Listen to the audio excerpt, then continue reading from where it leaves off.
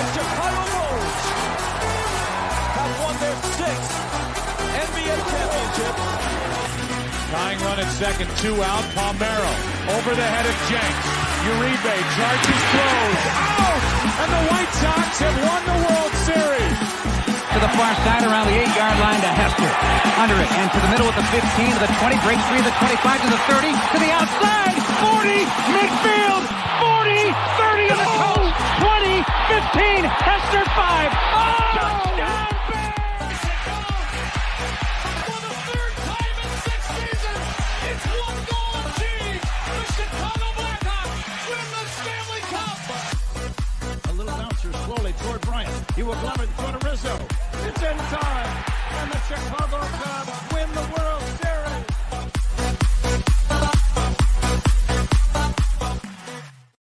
What up, what up, what up? Welcome to Shawn and Maya in the morning on this House Music Monday edition.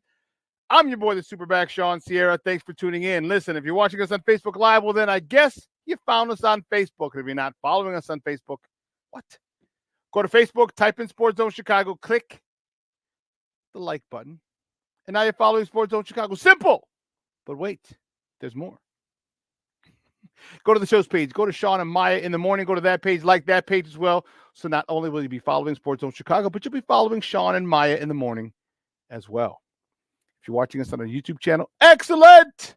And if you're not subscribed to our YouTube channel, for real, come on, man. Go to YouTube, type in Sports Zone Chicago, click the subscribe button, but also click the notification button. That's the little bell right next to it. And that'll let you know anytime a show from Sports Zone Chicago is going live. You get it? Got it? Good. Now, if you're watching this on our mobile app, what? Come on. Don't even tell me you didn't know we had a mobile app. What is wrong with you? Listen, wherever you get your apps from, it doesn't matter. It doesn't matter where you get your apps from. It doesn't. Just go there, whether it's iTunes, Google Play, Amazon, Walmart, Kmart, 7-Eleven, Zayre, Zemsky, Macy, Montgomery Ward, Venture, Woolworth. Doesn't matter. You go there, you type in Sports Zone Chicago, you download it, you take us with you on the go. So not only do you get Shawn and Maya in the morning 3 days a week, not only do you get our other live shows throughout the week, not only are they archived there like they are on Facebook and YouTube, but I'll tell you what, we give you a slew, and I mean a slew of articles thanks to my man Clarence Council III. Big up to Clarence for keeping you abreast of all articles Chicago sports related. And if you're watching us on a Roku channel, I like that kind of party, baby. Yeah. Sports Zone Chicago, we have our own Roku channel. In case you didn't know. In case you ain't know. Sorry, I had a get a little urban there.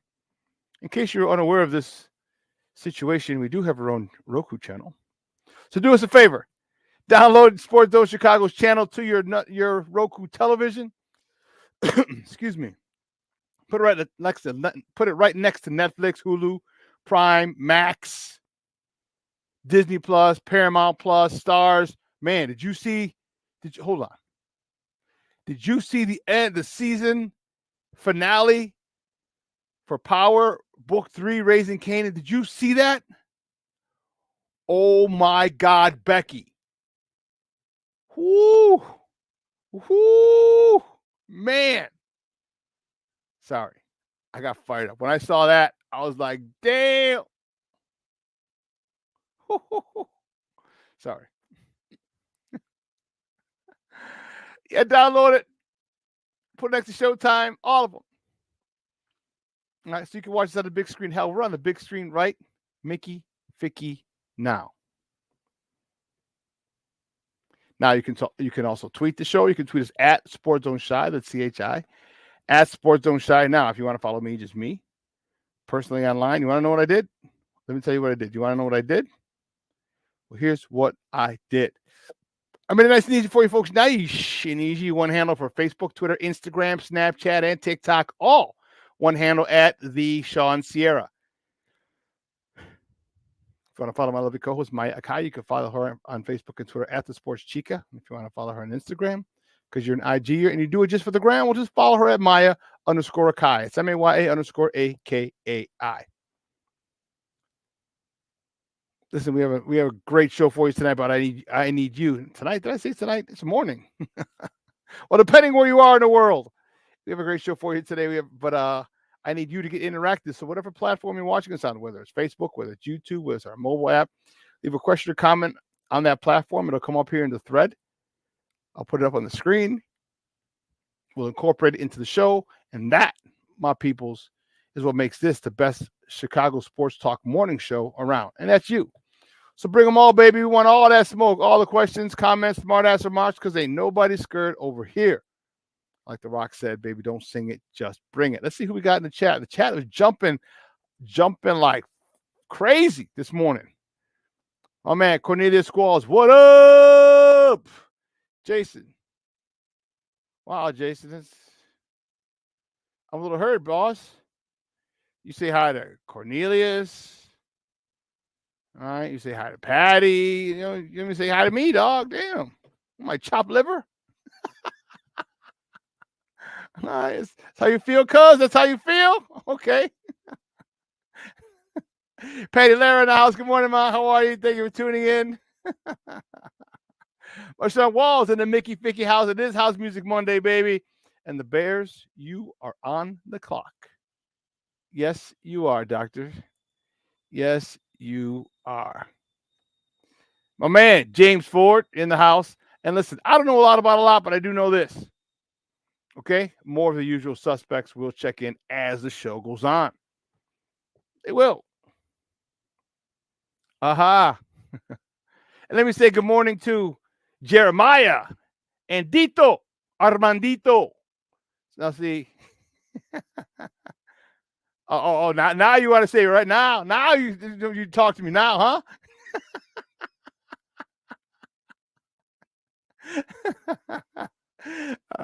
I'm busting your balls, Jay. So let me say good morning to Jeremiah and Armando Emeterio Lara, the fourth. I know Armando the fourth, or Dito, or Jojo as they call him. He's not watching because he's in school, or he should be. But I'm sure you will show him this later. So Jeremiah, Dito, good morning, gentlemen. I love you. Oh, awesome. Thank you, Steve-O. Appreciate it. So we got a great show. Brandon Hiatt on the Chicago Sports Podcast is going to join us at 10 o'clock. We got a lot to talk. A lot to talk. We're going to talk. This is my New York accent over there, like Shawn. I don't know why I'm using my New York accent. I'm not from New York. Jason, appreciate it. Popping in and out. Cool, Papa. I appreciate it. Appreciate the support. Thank you. I don't know why I'm talking New York style. I don't know. You know what? I miss my New York people. I have to make a trip out there. I got to take a trip out there soon. I do. Awesome. Thanks, Evo. Yeah, I miss my New York peoples. All the peoples. Man, so for those of you who don't know, I lived in New York for 2 years. All right. Great time, man. But I got a lot of people up there. I lived there for 2 years. My roommate from college is from New York. All right, that's how I got there. He lives in Connecticut now. He's doing really well. He lives in Connecticut now. He don't live in New York anymore. He takes the train in every day. And my girls, Daniela, her and her husband, their daughter, my girl Liz, her and her husband. I mean, they're just, man. I hit up my girl Sierra Santos. She lives in Jersey, right across the river. Yeah, I need to get up. I need to get up to New York, but mostly to see Troy. Troy's my roommate from college. That's my guy, and yeah. I gotta head back to NYC. Telling you, within the next 5 years, by the time I said when I was 55. All right, I gotta get on it. I gotta write a book. The stories I had have been epic. Let me just tell you, names will be changed to protect the innocent, of course. But yeah, I need to get back to New York for a weekend Yeah. So Brandon, as I was saying, Brandon Hiatt from the Chicago Sports Podcast is going to join us. Talk a lot of things Bears. Don't forget we had the Hall of Fame announcement last week. We talked about that, but I know it's a special topic for Brandon. Brandon was one of the first guys to spearhead the campaign to get Steve McMichael, into the Hall of Fame. He's become great friends with his wife, Misty. And we want to talk about that with him because that's been a close. That's been something that's been on his mind for the last year plus, and to see it finally come to fruition, I know he's happy. He's got to be ecstatic, like the family is, like Misty and Steve's friends, and yeah. So we're gonna talk Hall of Fame. We're gonna talk Mongo. We got a lot to talk. He'll probably close out the hour with us at 10 o'clock. All right. He'll probably close out the hour with us. And, it's just, it's what he did was pretty dope. It was pretty dope. Let me see. Just kind of spearheading that whole thing. That's a big undertaking, and he had various get-togethers and at different locations in and around, his spot. It's hats off, man. Hats off to him. Hats off. I just think that's cool. Sorry. Yes. This is craziness. What are we doing here? So Brandon's going to join us at 10 o'clock. Like I said, most likely he'll close out the hour for us. So,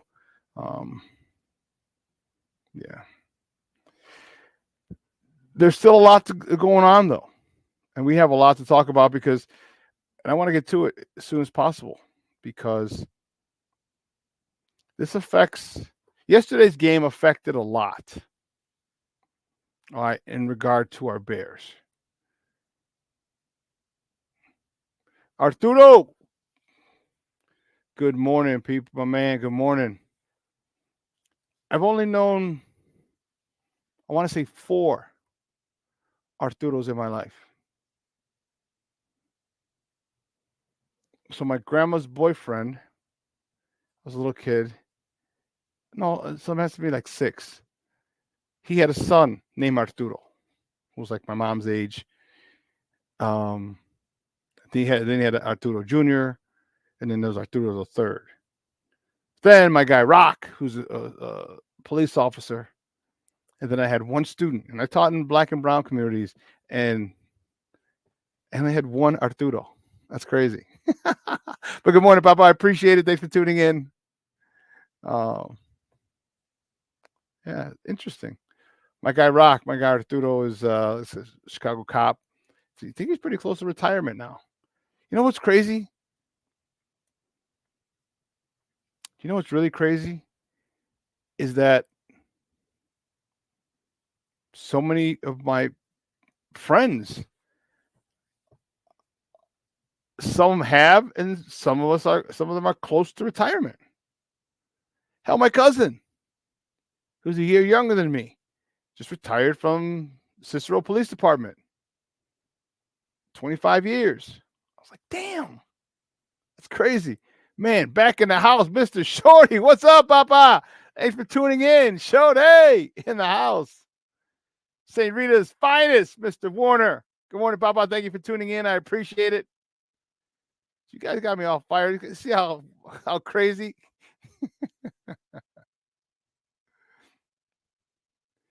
All the 4 or 5 Arturos I met. Yes, they're all, my guys are all Mexican. I don't know any black folks named Arturo. I know black folks named Carlos, but not Arturo. Oh man. Oh, I don't know if you know. Well, I don't know if you know this. I'm black and Mexican, Mexican and black, whichever. Believe me, I got a lot of flack growing up. If I said black, if I said I was black and Mexican to my Mexican friends, like, why didn't you say you're Mexican first? If I said I was Mexican and black to my black friends, they're like, why didn't you say you're black first? It's like, I'm half and half. I'm a Blaxican. How's that? And I stuck with Blaxican. Everybody figured out. It is a great name, dude. That is his dope name. It's like a man's name. You know what I mean? Like, there's some women names or men names. You know what I mean? Like, it's tough to be a kid. It could be a kid, you know, okay for kids, but that's like a man's name. Maybe because my first encounter was, you know. But anyway, I digress. I digress. Oh man, you guys got me going this morning. You know, there was a lot that, you know, yesterday's game showed me. You know, yeah, and we're going to talk about it. We're going to get into it. We're going to dive into it. We're going to talk about it because, you know, it's interesting why people, I don't know, you know, the anti-Justin crowd have been very vocal, very disrespectful. You know, and that's the crazy part. If you don't agree with their opinion, then you're a clown. You're an idiot. You don't know the game. I'm like, okay. Yeah, I dare someone to say that to me. We'll sit down and we'll watch tape, if you even know how to watch tape. But I digress. They've been very, very disrespectful. And the thing is, and I feel that they're the ones who've really started this divide, and there's no need for it. We're all Bears fans. Right? We're all Bears fans, and this civil war that we have going on is really unnecessary. Okay? I mean, first of all, it has a lot, it explains and has a lot, it shows your colors, what you're about. All right, because just to all of a sudden call people a clown and an idiot and you don't know shit and all this because someone doesn't agree with your take, it says a lot more about you than it does me or the people who want Justin to stay as QB1. But to me, there's no need for it.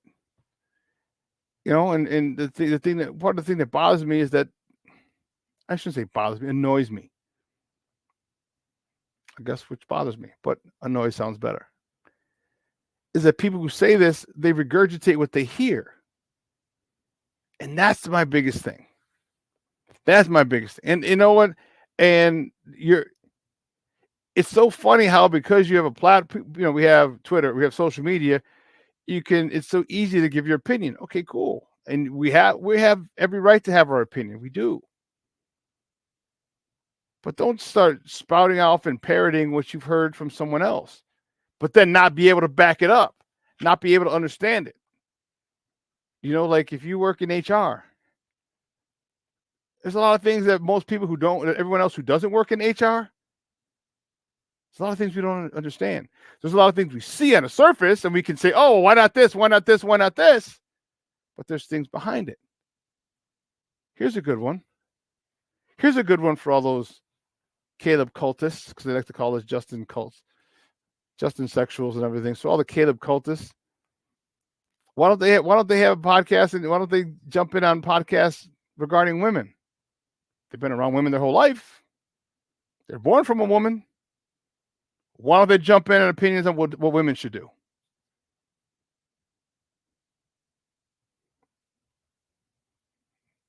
Oh wait. Why don't they, if a woman disagrees with them, why don't they call them a clown or an idiot? They've been around women longer than they've been involved with football, so they should know more about them.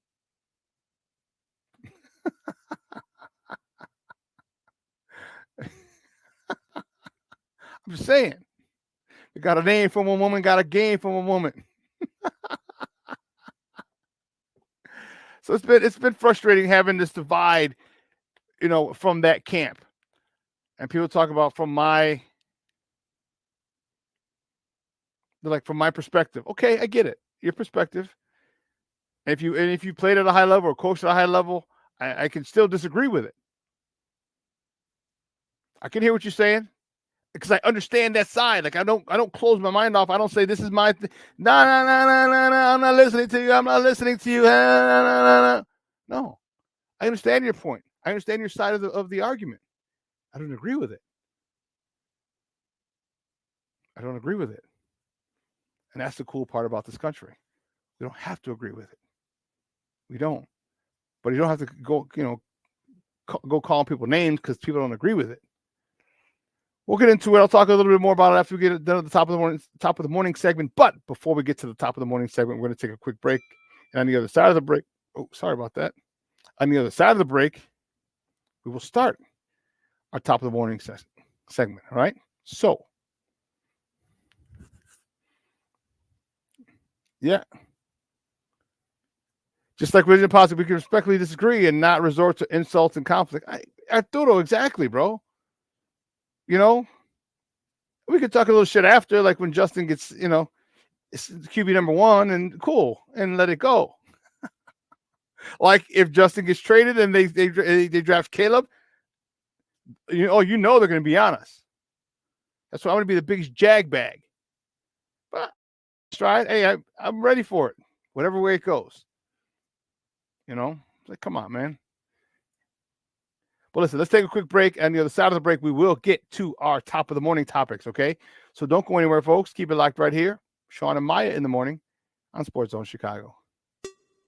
Hey, it's your boy, the SuperBack, Shawn Sierra, and be sure to follow Sports Zone Chicago on all social media platforms, on Facebook, Instagram, and our Roku channel. You can find us at Sports Zone Chicago, and on Twitter, we are at Sports Zone Shy. Also, be sure to download our mobile app so you can take Sports Zone Chicago with you on the go. Time out. How are you feeling right now? Happy? Excited? Angry? Overwhelmed? One of the best things you can do for your mind health is to name what you're feeling. It can sharpen your awareness and help you talk about your feelings with someone you trust. Here are 3 questions to ask yourself. Where are your thoughts right now? In the past, the present, the future? Do you notice any sensations in your body? Is your heart beating fast? Is there a flutter in your stomach? Or are you fully relaxed? What do you need right now? Time with others?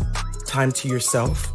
Remember, there's power in this awareness. So find ways to identify what you're feeling today.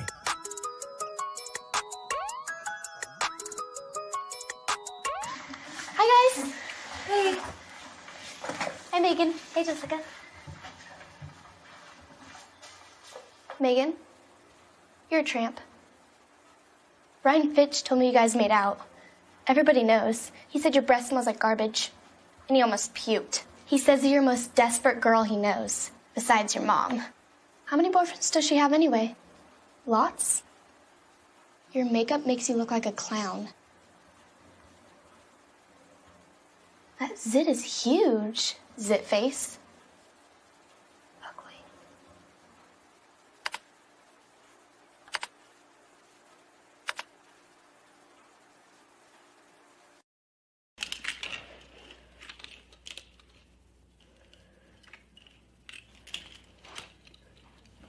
Hey, bud, what you doing? I'm playing with cars. Cars? Can you show me what a car does? Whoa, whoa, whoa, whoa, whoa. Hold on a second. First of all, this is a school zone. So you need to put down your cell phone, stop texting, and let's get to driving. Now you're coming up to a stop sign, right? You need to slow down and stop before you hit that Y line. I want you to look left, right, left. You don't want to get hit by a car going on your left, and to your right to make sure you don't get sideswiped by a guy coming from your right. You're coming, and you see a crosswalk. You better slow your horses down, because the #1 rule of driving is always yield to pedestrians. Now stop, pull over, and you are done driving. Gosh, what do they teach you kids in school nowadays?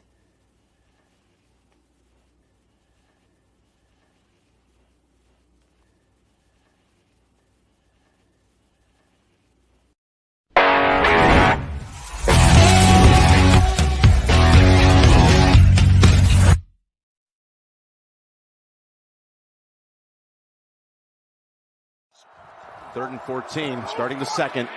Purdy steps away from the heat, heaves it, and it's knocked away at the last moment. Oh, boy. Jawan Jennings, trick play. Oh, this ball's in the air for a long time. McCaffrey's able to pull it down, and he's going in for the touchdown. Trying to take the lead. Mahomes goes for it right away, wide open. Touchdown. 1 second on the play clock. 2nd and 9. Purdy's pass. Caught. Jennings did it. What an effort breaking tackle. What's going on? 1st and goal. Mahomes flings it. It's there. Hardman. Jackpot. Kansas City. Welcome back to Shawn and Maya in the morning on Sports Zone Chicago. Those clips courtesy of CBS. That, my friends, was the Super Bowl from last night. Super Bowl last night. I know this has to be my guy Hirsch. Fuck your Chiefs, but congratulations. Congratulations on the repeat. That's all I could say. That's all I could say. Congratulations. Congratulations. You know what? Good luck going for your three-peat next year. All right, you put yourself in position to do that. Congratulations. AC Adam, what's up, Papa? How are you? Believe me, I was a Niner. I've been a Niner fan for my whole life, ever since the 80s. If the Bears didn't win it, I wanted the Niners to win it. All right, got a Roger Craig jersey I wore yesterday. You know, and so here's something real funny for you. So I have a Roger Craig jersey, a throwback jersey that I wear. I wore it yesterday. I'm sitting in the bar, and my buddy spotted Local Cantina over on 95th in Oak Lawn. And 5 minutes into the game, in walks a dude with a Joe Montana throwback. I was like, that's awesome. I'm like, Joe Montana, Roger Craig. Glad you could make it. Oh, that was classic. That was classic. But anyway, what are we going to do? Yeah, here's what we're going to do. We're going to, here it is. So, guys, you know how we do. The first segment of every show is called Top of the Morning. It won't come just when you want it.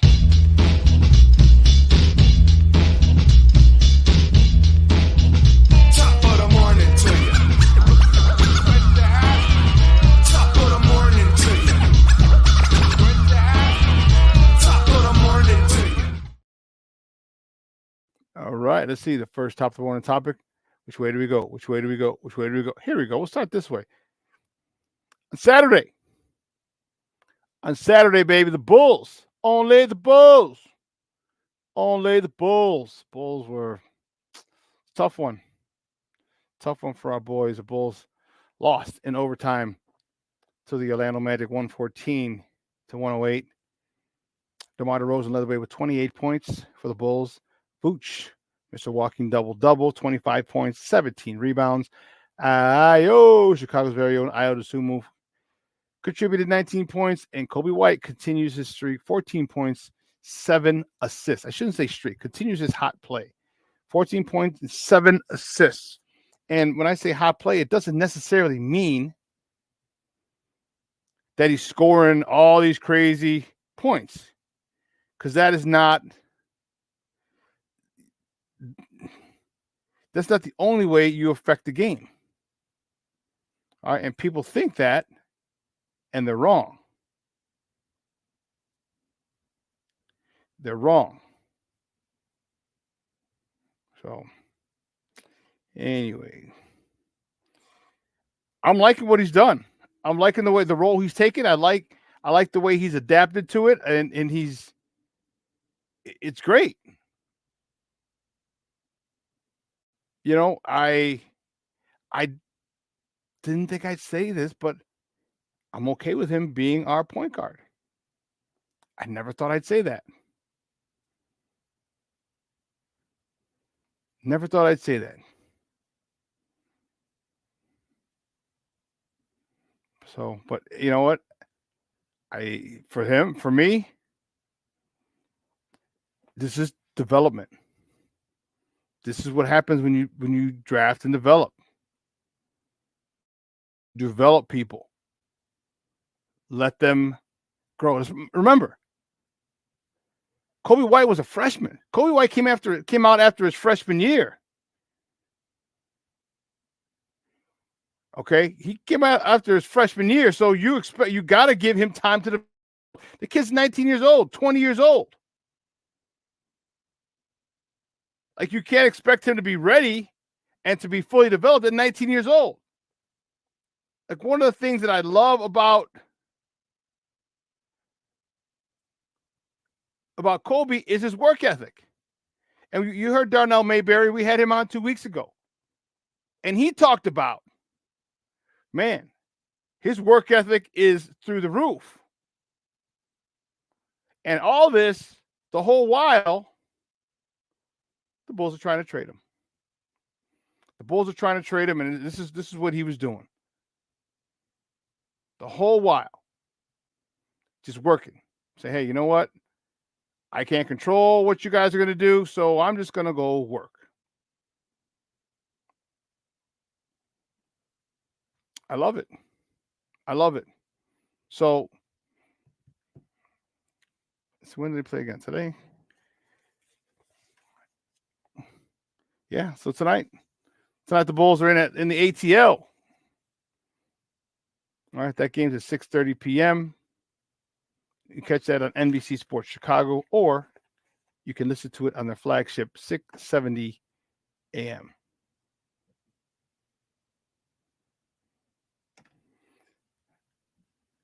See, the next top of the morning topic, man, this was it. We were all fired up about this one yesterday. Oh, all right. We're fired up about this yesterday. Super Bowl, baby. Super Bowl. Look at this.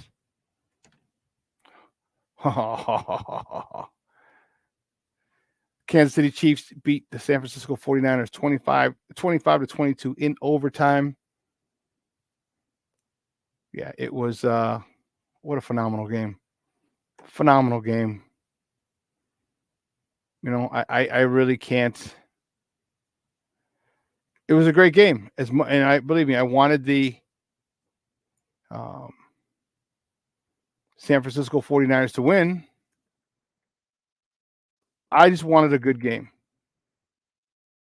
That's what I needed. That's what I was most concerned with.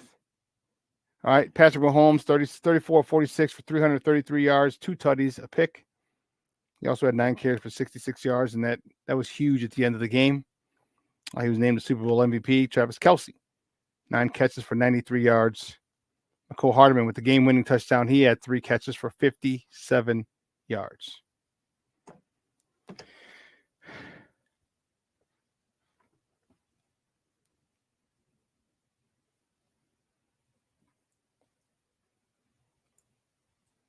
I asked for a good game, and I got a great game. You know, I hope you guys enjoyed it. Again, for me, as much as I love my Bears, as much as I love football, like it doesn't I don't get crazy anymore like I used to. Like, there's so many other things in my life that are important. For some people, they don't have important things in their lives. But I wanted a good game. Hold on.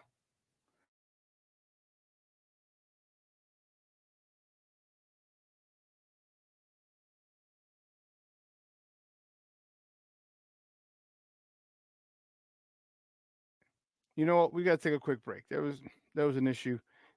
Give me about a minute, and I'll be back right after this. My apologies. Hey, it's your boy, the SuperBack, Shawn Sierra, and be sure to follow Sports Zone Chicago on all social media platforms on Facebook, Instagram, and our Roku channel. You can find us at Sports Zone Chicago, and on Twitter, we are at Sports Zone Shy. Also, be sure to download our mobile app so you can take Sports Zone Chicago with you on the go.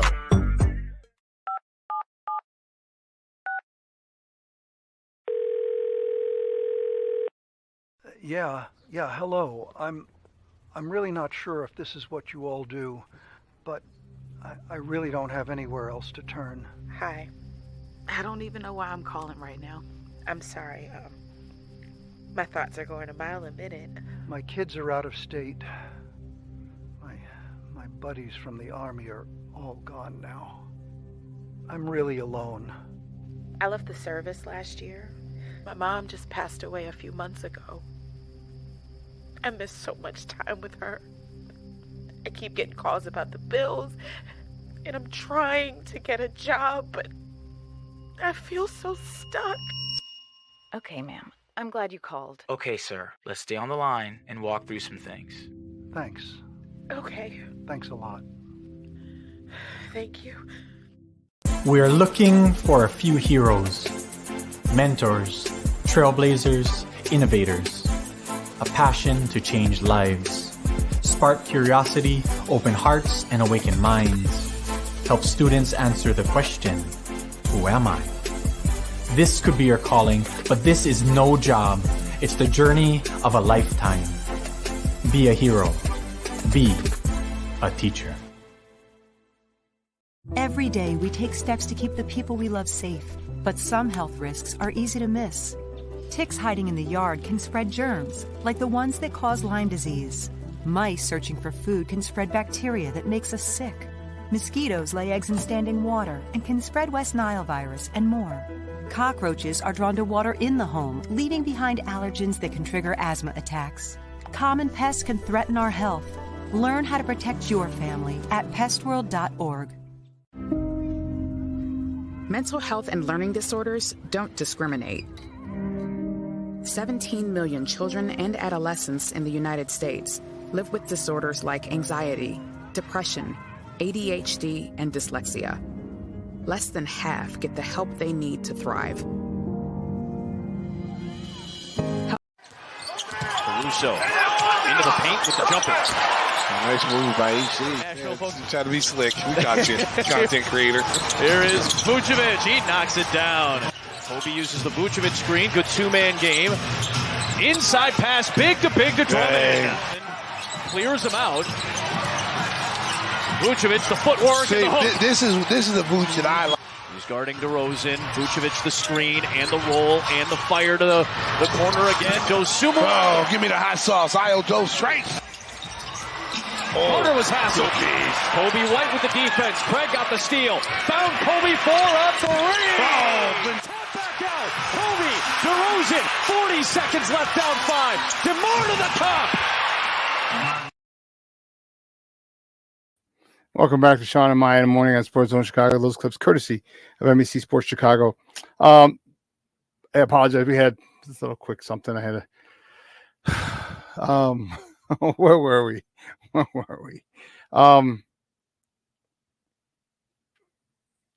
I lost my train of thought. I had to make sure she got in the car right, and our normal driver, lady who picks her up every day, was sick today. Yeah. So we got a new one. So it was just nuts. Just not so crazy Monday. We got it. We got it worked out. Yeah, yesterday's game was great. I loved it. I was really excited about it. I wanted the Niners to win, but the big scheme of things, there's other things that are more important. All right. I'm also worried about my team, which is the Bears. I'm worried about what it means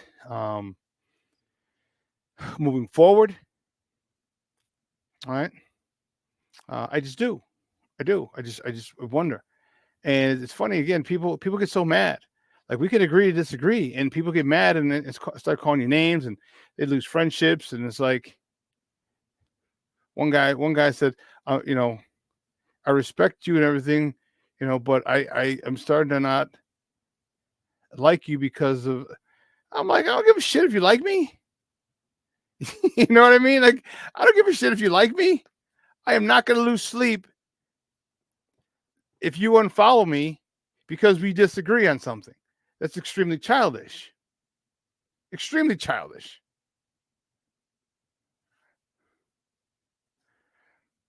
I don't know. It's but it did bring a lot of questions to hand for me. Okay, what do you? And I want your opinion. We're going to talk at the top of the hour. We're going to talk to Brandon Hiatt from Chicago Sports Podcast. But I want to talk about to you guys. So people are talking about, well, Brock Purdy had a great team, which he does. Maybe a more talented team. Okay. So according to Twitter, some jamokes on Twitter, we're saying, well, okay, forget building a team, get the quarterback. Now, many people feel that, okay, because of the game yesterday. Now, had Brock Purdy won, then the narrative would have changed for some people. Well, okay, now if you have a good squad, cool.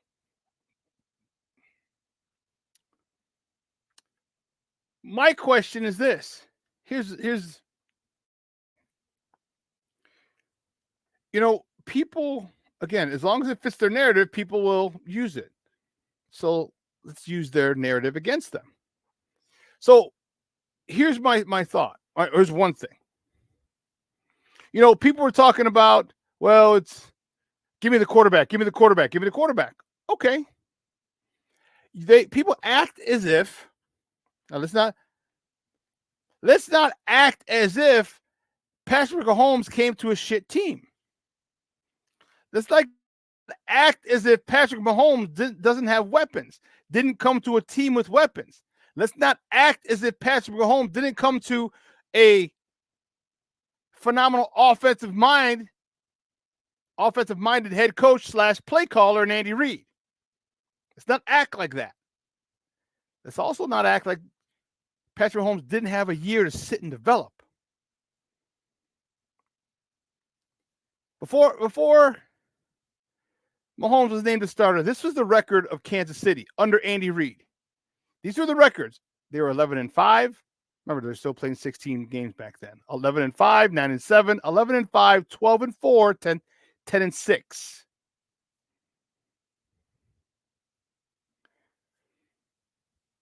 So you're not asking a quarterback to come and save the day. You're not asking that. They were already good.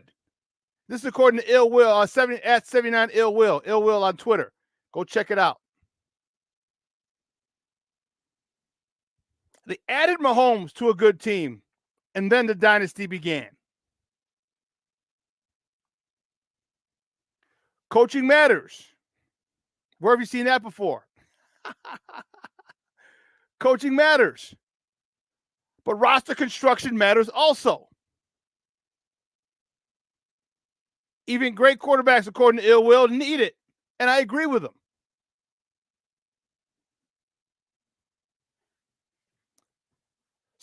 So again, my thought is this. Hey, have a good day, Shorty. My thought is this. People are saying let's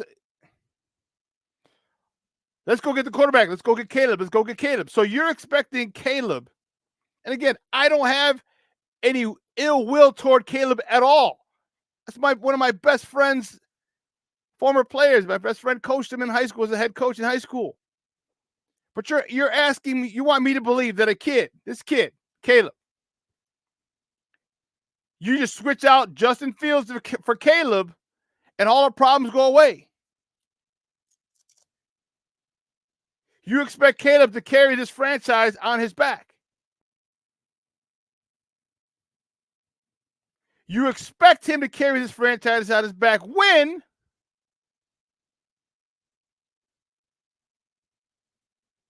he couldn't do it. He couldn't carry USC's on his back against Notre Dame. You couldn't do it. He couldn't do it against Washington. He couldn't do it against Oregon. And he couldn't do it against UCLA.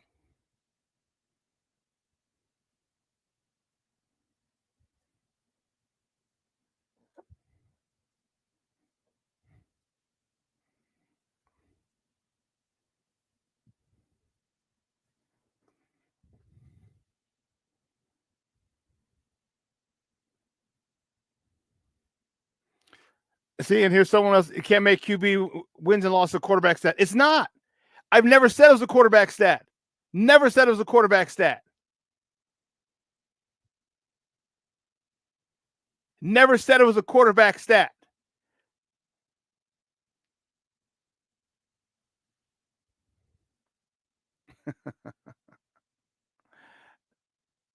Looks like I may have lost another follower. Oh, well, I guess I'll sleep well tonight.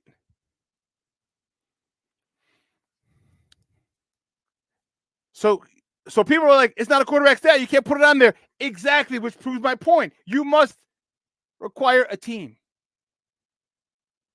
So then when everyone also says, and I can't wait to get back to this post. So when everyone says, I haven't seen everything from Justin, how do you expect Justin to develop when his defense is giving up 33 points a game? Answer that question for me. How do you expect Justin to develop when you're throwing to Smith, Amir Marset, Brandon Pettit, EQ St. Brown? How do you expect him to do that? See, and Chris, thanks for tuning in, Papa. You're saying Mahomes didn't do it in college. That's beat ranked schools. Correct. So yes, with Caleb and talent, I believe in him and to relieve the quarterback position. Poles will do the rest with the roster. So you're willing to project what he can do when he hasn't thrown an NFL pass yet. You're projecting what Caleb can do because of what he's done in college. But we got a guy here who you've seen make throws. You've got a guy here who you've seen make every throw possible. Every throw possible. Touchdowns, fades, deep seams, rolling left, throwing across his body, stepping up in the pocket. Done this, just not consistently. But you want to project what a college kid can do at a level he hasn't been at, but you're not willing to project what a professional can do who's made phenomenal throws with a new coaching staff. Now with a new coaching staff that has proven they have gotten the best out of quarterbacks. Russell Wilson, Geno Smith. So you want to say Caleb can do this, Caleb can do this, Caleb can do this, but he hasn't thrown a pass yet. But now you don't want to project what Justin can do with these new people? Can't have it both ways.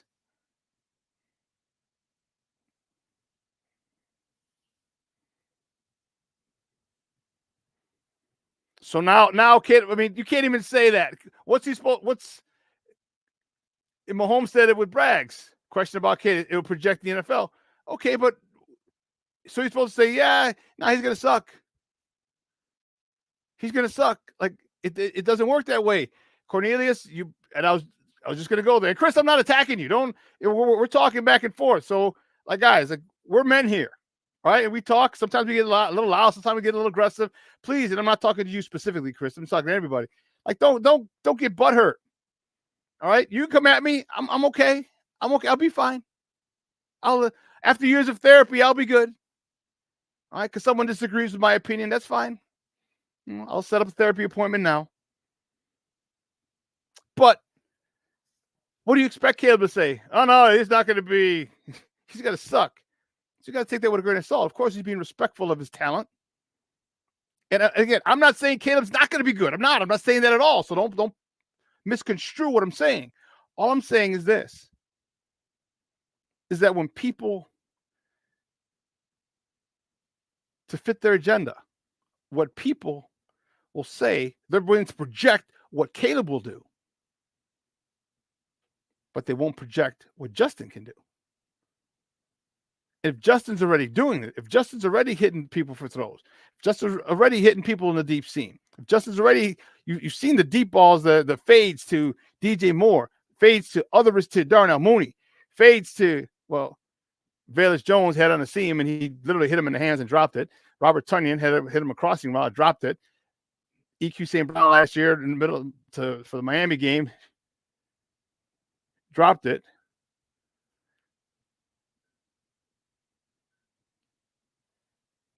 But he's doing exactly this. And so you don't think, well, now with a better staff, with guys with a proven track record, that Justin will be better? I don't know. You know? And people, Walls of Jericho, unbelievable. I was just about to say, great minds think alike. Because Mahomes had success with that style in college and in the pros, doesn't mean Caleb will. And again, I have to say this because everyone thinks I hate Caleb. I don't. All I'm saying is, if you want to be realistic, you can't say, well, because he plays like he's Patrick Mahomes.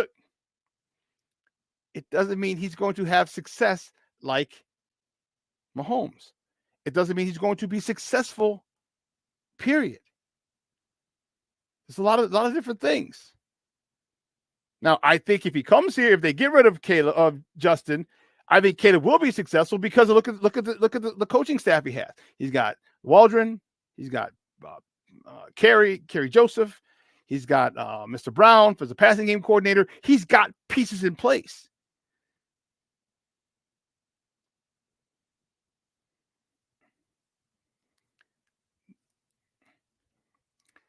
Isn't providing the success as a passer that's consistent.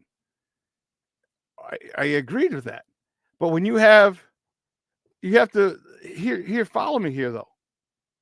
Who's he throwing to? So what are you saying is consistent? Do you want to look at? Do you want to start with his first year when he gets thrown to the fire? He was supposed to sit for a year. Remember, he was supposed to sit for a year behind Andy Dalton, the Red Rifle, and then that project went south fast. 4 games in. And then he gets thrown to the Lions. 9 sacks his first game. 4.5 by Myles Garrett himself. And there he's throwing to Dante Pettis. My man, no, Nikhil here was the next year. Dante Pettis. Who else was on that squad? His first Robinson. He had some nice throws to him. But then second year, do you want him to improve his second year when his defense is giving up 33 points? You want him to improve second year when the offensive line is still the Swiss cheese offensive line? You want him to improve his second year when he's still throwing to Amir Marset, N'Keal Harry, Dante Pettis, EQ St. Brown. These are his receivers. So your defense is giving up 33 points a game. It's giving up 33 points a game, and you want Justin to come back with these receivers, with an offensive line that was porous. Like, come on now. Let's be realistic. And you can call them excuses if you want. But these are valid reasons. Because if let me ask you a question. If Patrick Mahomes goes down, do you think Kansas City wins yesterday? Say Patrick Mahomes got hurt in the first quarter. Do you think Kansas City wins yesterday? I think we all know the answer is most likely not. But you can say, but it doesn't matter. He's a professional. He's this. He's got it. It does matter. It does matter. Those players. Komet did not have a great year. He had a good year. I think we're okay. But he's only in year 3. He hasn't gone from 3 to 4 yet. This is his 4th year coming up. See what I mean? Like, Moore had a great year. Yes. Komet had a good year. And there's just different pieces. And the biggest piece that they're missing is someone to call the plays. Is someone to maximize his potential. You don't think Andy Reid maximizes Mahomes' potential? Come on now. I think you and I both know the answer to that. But he also had him for a year to sit and watch, get him in garbage time, and say, okay, let me see what he can do. Chris, I just disagree with you. I just disagree with you on that because I think Justin, I've seen enough from Justin from my trained eye, that you get him some coaching, he can be consistent. He can be consistent, and I'm going to blow your mind. I'm going to blow some other people's minds. He'll be a top 10 quarterback. Get him consistent coaching. That's all we need. Don't worry about the receivers. Do not worry about them. Because if you get consistent coaching from the play caller, that's going to filter down to the wide receiver coach, to the running back coach, to the offensive line, to everybody. And guess what? Those no-name receivers are going to get open somehow. Black Diamond, you got to stop, dog. Because I just looked, it's the top of it. It looks like it's someone throwing up. It looks like, bleh. You know, that emote. And I'm like, why the hell are you selling top of the throw up? Good morning, Papa. Good morning. Oh, man. Well, my first guest, we're not even going to go to break because that's how crazy we are. I just talked to the bosses and they said, you don't have to go to commercial. We'll go to commercial at the bottom of the hour, though. That's for sure. We got to do that. Our first guest is a good friend of the program. He's from the Chicago Sports Podcast. Right. You can find him on Twitter at Shy Sports Tracks. That's the way it sounds. TRACKS. Guys, just welcome back to Shawn and Maya. Brandon Hiatt. Brandon, what up, Papa? How are you? What's up, buddy? Thanks for welcoming me to the building. How we doing? Good, man. I like that background you got there. That's nice. Yeah, some guy made it for me. Steve something or other made it for me. I was telling him this morning, like, dude, I freaking love this background, dude. I love it. I was like, just make more. Just make more. Yeah, he's so good, ain't he? Yep. Yeah. Hey, you're stroking his ego because he's in the background looking if I like on. Well, you know what? He can. He does great work. Yeah. But enough about Steve. Talk about the game yesterday. Let's talk about the game and the ramifications. We got you for the majority of this hour. So let's start with that. 25-22 overtime. I said I'm a big Niner fan. Ever since the 80s with Joe Montana and my man Roger Craig and Rice and Clark and with the catch against Dallas, that whole thing, Keena Turner, Ronnie Lott, we can go. The fact that I used to hang out with Huey Lewis in the News, because back in the day, that's what I loved them. I love Huey Lewis in the News as well. It's just crazy. But I digress. I wasn't putting any money against Patrick Mahomes. The kid is just unbelievable. Or the young man is unbelievable. He's 28 years, 3 Super Bowl titles, 2 MVPs, a back-to-back, first time in 20 years since the Patriots did it. Give me your thoughts on the game. It started out. I was talking to Pat, the designer. We were doing a show up at Worst Stadium Club for the entire length of the Super Bowl, and I was talking to him, and he was talking about with J-Mac. They were going back and forth about the game and whatnot, and the defense and how good the defenses were, and that I think he said 17-14 was his prediction, and he wasn't that far off, actually. I thought that would be a very low-scoring game for a Super Bowl, because on the opposite end of it, these two teams have the ability to put up a lot of points, and that's kind of what I was hoping for. I don't know if that's what you were hoping for, but most people like to see a lot of points. I like to see defense. I'm I play both sides, I like to see good defense, but I also want to see a lot of offense, it's a lot of points, back and forth, whatever. So, but I do know that in the second half, the Niners turned it on, and the Lions not so much. So, you look at that and whatnot, and I was like, okay, yeah, we got a game, they started off, exactly the way Pat said they would. They were going to find their run game. Trent got a couple holding calls. That started off a little rough with those holding calls, and I would have never thought, that would come from him. You know what I mean? And he got blown up one play too by their big DT. I just blanked on his name. That big DT threw his ass in the backfield. I was like, whoa, Pennell, I think it is. I was like, whoa. I was like, was that Williams? That dude's massive. Dude. You know the Niners better than I do. So when I was looking at him, I was like, I don't know if I potentially have seen him before or whatever, but like there was another guy that was massive too. And I was like, these are some big fellas on this team, you know? Man. But for Pennell to do that to Eric Williams, Trent Williams, Eric Williams was with the Cowboys. Trent Williams. I was like, damn, these boys can play. Right. Yeah. Yeah. And then the other side of the ball, you know, you're looking at their number one weapon that really didn't get utilized a whole lot, you know, Kelsey. And that was interesting. You know, I thought he would have been used a lot more. I mean, he did in the second half, but in the first half, there really wasn't much of that. You know what I mean? So it was interesting. I honestly, I got a few things right in that Super Bowl. There's a whole lot that I was unexpected. And that's kind of what Pat was saying too. You know, he said a lot of times you see these teams play in the Super Bowl, and they completely play entirely different league characteristic to what they're used to playing. You know, you can pretty much set a watch by the way these teams play. They always flip the script. You know, a lot of them flip the script in the Super Bowl, and I kind of could see that, you know, in a way.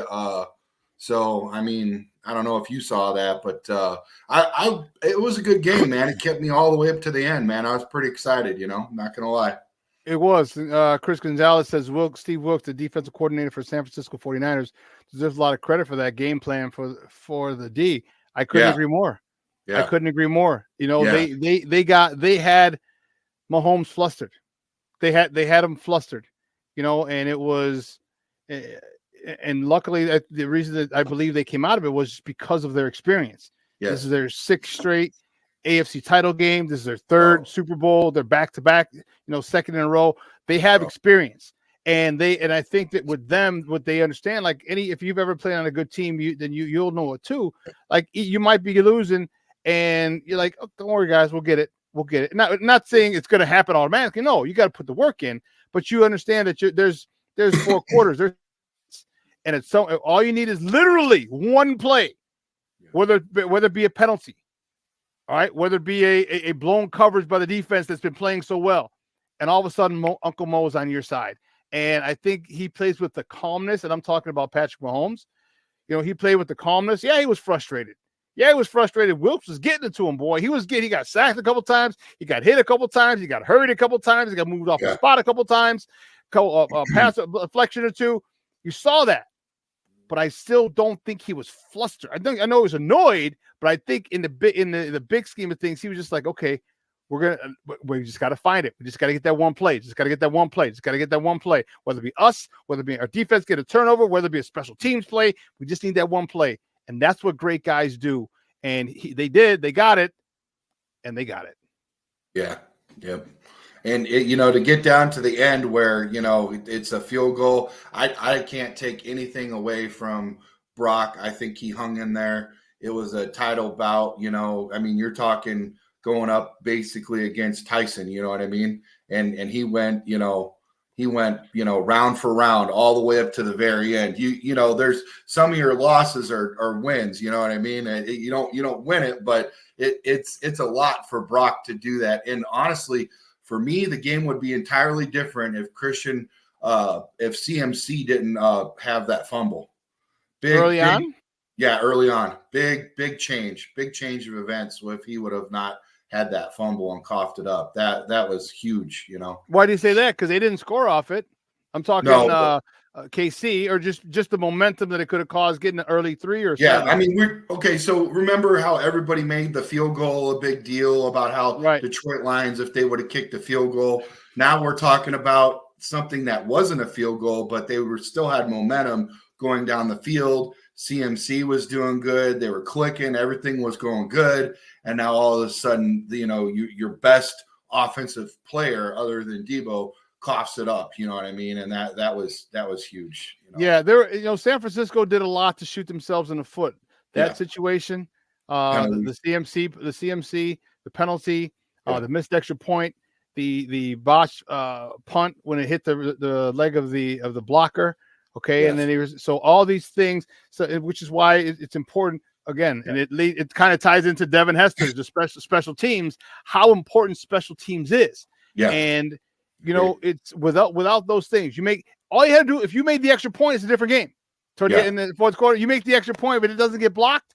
But that was when they showed the replay, it was low. I'm like, why is the trajectory so low? Like, now is not the time to fuck around with different styles or trajectories. Like, you just need to kick it as high as you can because you can get it to 25, 30 yards. That's nothing. Why? John, I got a question for you. Help me catch up to speed, because whatever happened to our buddy Gold over there? Why is he not? Did he retire? I think he retired, or they cut him. Did he want too much money, or did he retire? It's retired sounds more like it, but I mean, honestly, in a game like that would be my guy kicking the balls. You know what I mean? Hell yeah. well, Chris, I agree. It is a great time to be a Bears fan. We do have money in free agency, 2 picks in the 10, and 3. It is a great time. It is a great time to be a Bears fan. Did they decide if they were going to unload those 2 players in order to get more draft capital, or I mean, no, that's not going to happen until after. The earliest it would happen would be right after the combine at the end of the month, because you know what, Ryan Pohl is going to walk into. You're talking about Eddie Jackson and right here. Yeah, because March is free agency, so I figure maybe unload and then go attack free agency. I think March 1st is the official first day of the new year. So I think everything is going to happen after that, because technically they're still part of the team right now. I mean, I guess you could cut them, but I'm not sure. That hasn't happened yet, to answer your question. So is that the money that you're playing with right now that you're throwing up, or is that extra? No, that's extra. That's extra. That'll give us another 25 million. 20, because so that's extra. But what would you do if Eddie said, "I want to come, with a hometown discount, type thing. Bring him back. Let's work this out. I want to really. I see what the team's doing. I like where we're going. I want to be the veteran on the team, the voice. That type of thing. Would you bring him back or no? I would, but it would have to be at a decent salary, 6 to 8 million. Yeah. All right. And then have it incentive laden. Yeah. Okay. So, but let him know. Say, hey, listen, we're going to draft a young safety, okay, to replace you because you can't play forever. No one plays forever. Right. Father Time is undefeated. So we're not gonna be stuck.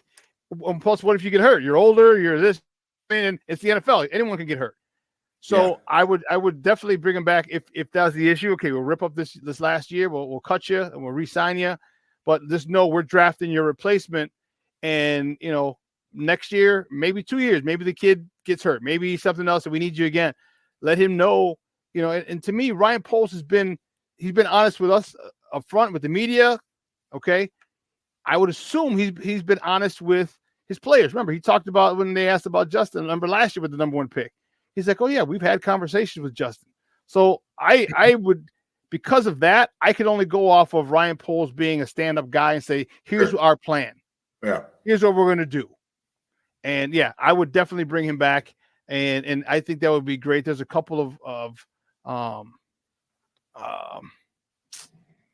good safeties. My guy, Nomad, he's a pretty good – well, he showed me these 2 guys. I haven't he said he loves doing that. He loves scouting. He loves all this stuff. He said he had an opportunity to be a coach and get on the road. He said, but that lifestyle. And I'm like, no, I get it. So he talked real quick. Dominique Hampton out of the University of Washington. All right, 6'3", 210 is a thumper. Okay. But got phenomenal feet. I think he might have played corner before. All right, but he's very opportunistic. And then Tyler Newman, I'm trying to reach out to his people. He's from the area. He went to St. Charles North. That's actually where my cousin's 2 boys went to high school. So wow! I know he actually played with one of them, because they're right in the same age group. So, and he's 6'2", 210. He's from University of Minnesota, and I like the way that they. I mean, hell, who's our guy from Minnesota now? That's a safety. Didn't we have Terrell Smith? No, Terrell, the cornerback we got from Minnesota. Terrell, yeah. Yes, we got him. Minnesota does a really good job with DBs. With PJ Fleck from Northern, the head coach up there now, They do a good job with DBs. Those are just two guys that he saw, and I went and watched some of their tape, their highlight tape, of course. I mean, of course, it's all going to be good, but I liked it. I'm like, okay, and I could see one of those guys potentially, taking over for Eddie or coming in studying under Eddie for a year. Yeah, and the thing that they do that Eddie doesn't, they like to hit. They like to hit, Brandon. They love to hit. I was like, that's the one thing that stood out to me that was apparent on the tape. On the film, these jokers like to hit. Nice. Okay, cool. Might have another major back there in the field, in the backfield, right? Major. Yeah. I like that guy. Hit hard. What about? So I can't remember if it was Maya or my buddy Eric was telling me about the safety from Iowa, the Hawkeyes. There's supposed to be a good safety in the draft. It was probably Maya.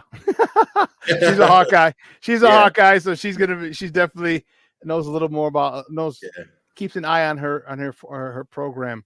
But I tell you what, they got a top-notch defense, ain't it? I thought was it like number 1 or number 2 in the nation. I mean, they didn't do good about anything else that they were doing this year was trash. Like the offense was like dead last or something, but their defense is always ridiculous. So at least that much. You know what I mean? If you got somebody coming from there, should be pretty good. You know what I mean? So. Yeah, guys, we're joined by Brandon Hiatt. Trax is his nickname. He's the founder of the Chicago Sports Podcast, and we're talking Bears football here on in the morning on Sports Zone Chicago and Super Bowl. We're talking. We'll put the Super Bowl logo up for now. We'll put the Bears one up later. Talk to me about this. Are you okay with the defensive line? Where do you want the Bears to address the defensive line situation, or are you okay with it? So it's interesting that you say that because I've been talking to I've been talking to a lot of Mongo's friends, 85 Bears, whatever. It all starts on the defensive line, right? Interior, to work your way out, inside, work your way out. Say you agree the same way, right, Shawn?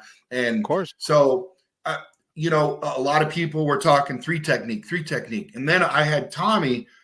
Yesterday, I'm interviewing Tommy, and he's Tommy Harris, you mean, I presume? Yeah, Tommy Harris. Tommy Harris is telling me we already got somebody there in place, and Javon? He's good, huh? Is he a Javon fan? Yeah, he's good with it. I'm like, okay, well, apparently the guy who played that position before he pulled his whole leg apart, crazy, injury. Yeah. He was on pace for, 3-time Pro Bowler. He was the best thing since we had from Mongo, right? And he's telling me that he's good with what we got. I'm like, okay. So, he was talking about another edge possibly, safety, blah, blah, blah. But, people are going to be surprised this year, Brandon. Yeah. And I saw it last year, the performance of Javon Dexter and how he started gaining more and more confidence. And that was one of the questions I asked him one of the last games of the year. I'm like, where are you with confidence right now? I said, there was a lot of question marks. There were a lot of question marks surrounding you when you're coming out of the draft. You're a one technique guy. They want you to two gap, they want you just to kind of not penetrate a lot of things. And you had to do something different. Your sack numbers weren't huge at Florida. All these things, but it was literally because of the scheme he was in. And as the season went on, man, this dude started becoming more and more of a problem. This dude started becoming more and more of a penetrator. This dude started becoming more and more just a pain in the ass for offensive linemen because he's extremely, extremely strong. He's country strong. Strong.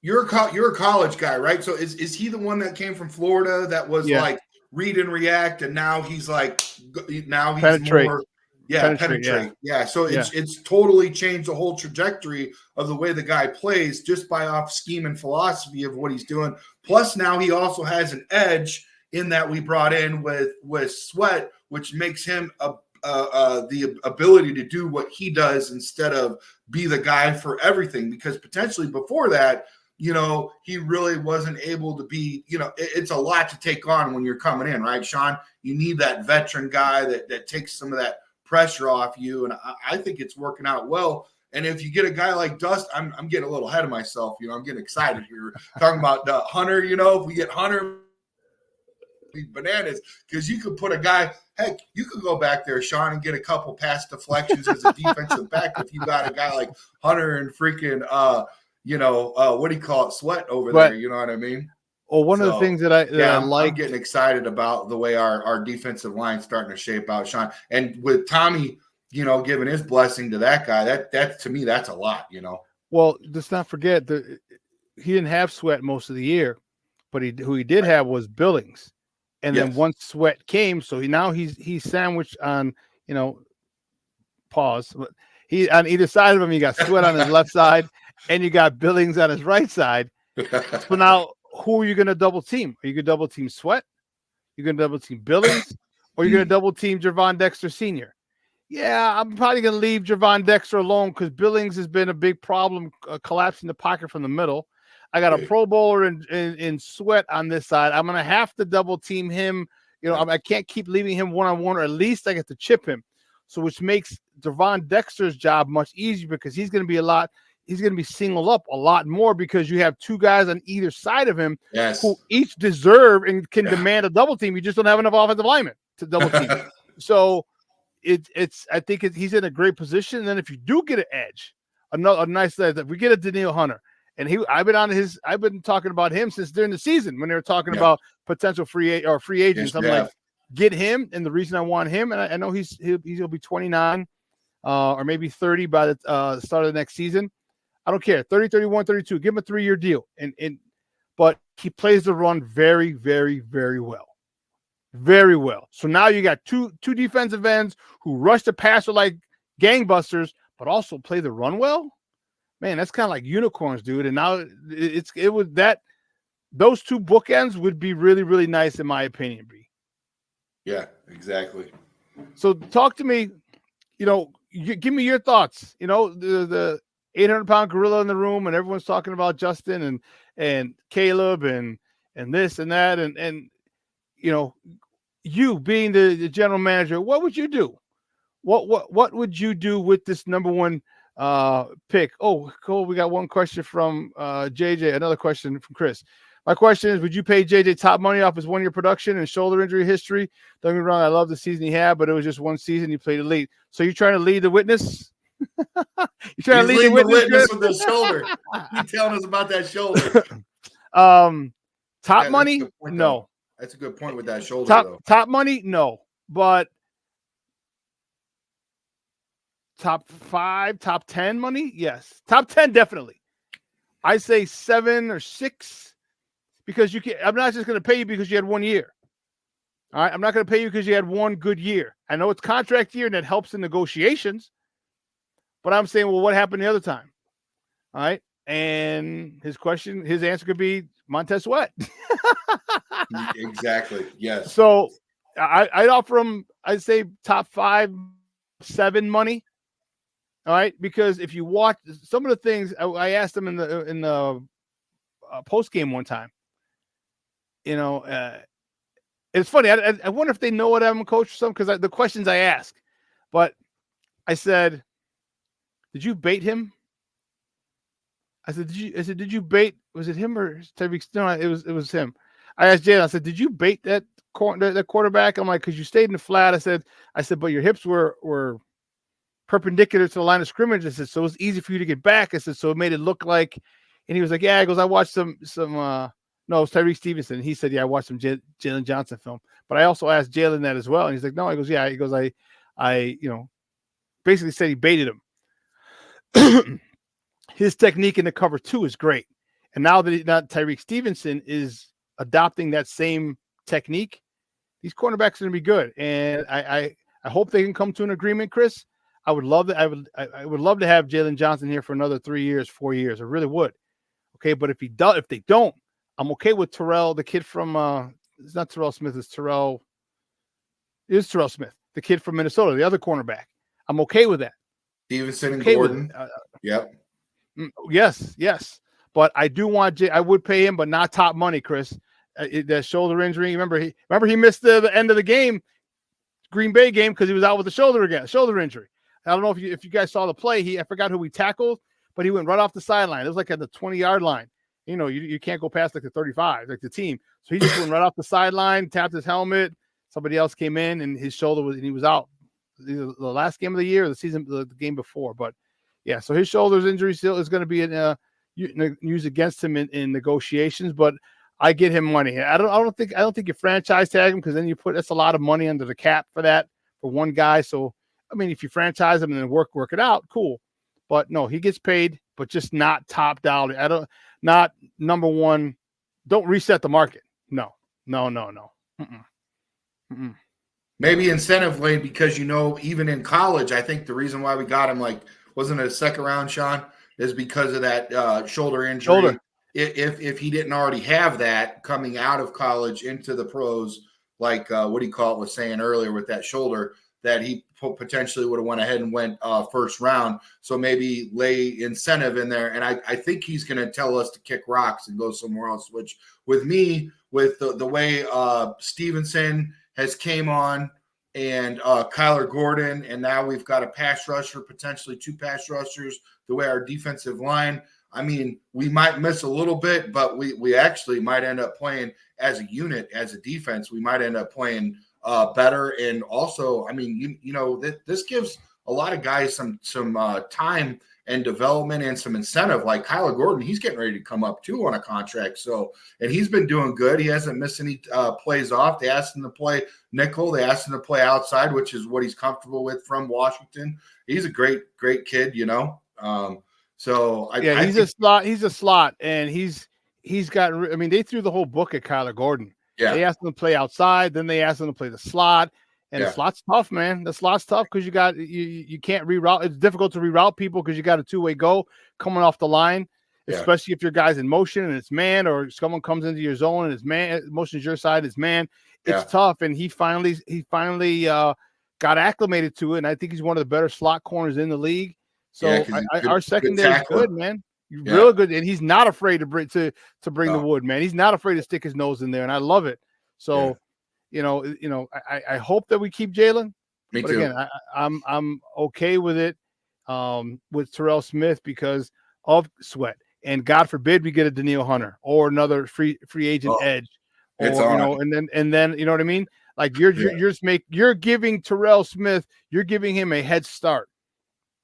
All right, you're giving him a head start because now you're giving him an advantage because of the fact that we're getting the quarterback a lot quicker, and he's not going to have to cover as hard, as long, and he's going to be able to make plays. He's going to be able to get some PBUs. He's going to get some picks. He's going to have to be aggressive now. Like, hey, these guys are coming. I have to be aware when the ball's in the air sooner than it should be, or later than it should be, because the quarterback had to get off a spot. So it's just going to be an adjustment period for him, but I think he'll get used to it, man. I really do. But I mean, let me ask you, because some people it's Team Caleb, Team Justin. What do you want him to do with the first pick? And I won't give you examples. What happens if you keep Justin? You know what happens if you go for Caleb? You're the GM. What do you want to do with this team moving forward? First off, I have to focus on my team, right? But I do want to say, I wish the best for both individuals, both kids. Justin has my heart. I'm an offensive lineman, and so I always have my quarterback's back. So I'm obviously biased big time there. But I also am a USC fan, so I do like Caleb. So, but I am I'm Team Justin. I'm actually Team Bears, but I'm also Team Justin. So I think, you go with Justin, and there's more reasons to that. I'd like to add, Shawn. I really think it's important we have many holes, and I really think we could set ourselves up for the future for the next foreseeable, at least 2-3 years of first, second round draft picks, especially in the sense that we would be trading with people that need a quarterback, that would want to trade up. And we know, as history shown in the first couple years, with the exception, there is exceptions of a guy down in Houston that ruins this whole discussion. But with the exception of that unicorn, they usually do terrible, have really low records for the first couple years. So we could potentially, Shawn, see ourselves in a top 5, top 10 draft pick for the next 2-3 years. I think it's important for us to get some more draft capital trade. This is what I would like to see. I can't remember if it was the Eagles or the Dolphins, but they traded back once in the draft. I'd like to see us trade from the first to the second pick. And then once we get that, pick our – then what I would like to do is take that pick, and I'd like to get the third pick, go from the second to the third, and go with the Patriots and trade with them. So, you're basically going from the first to the second, and then from the second to the third, force multiplying. We got about 10 or 15 picks out of one pick from last year, baby, plus DJ Moore. You know what I mean? To me, that's smart. And you know what? When you're talking about money, okay, Shawn, we know we've got the bags. We know we got the cash, right? But at some point, we're going to have to start re-signing these superstars. We're going to have to start keeping our guys. We're going to have to, like you said, go out and get a hunter, go get somebody, whatever. What if an injury, God forbid, happens, knock on wood, if something like that happens, Shawn. Now you got the NFL. Yes, this is the NFL. Not for long. At some point, it's going to happen, and you're going to have to go out and get a guy to replace a guy, whether it be temporary or permanently. You got to have that cash, and the only way to do that is building your team through the draft. Who said that they did that? Who said that they wanted to do that?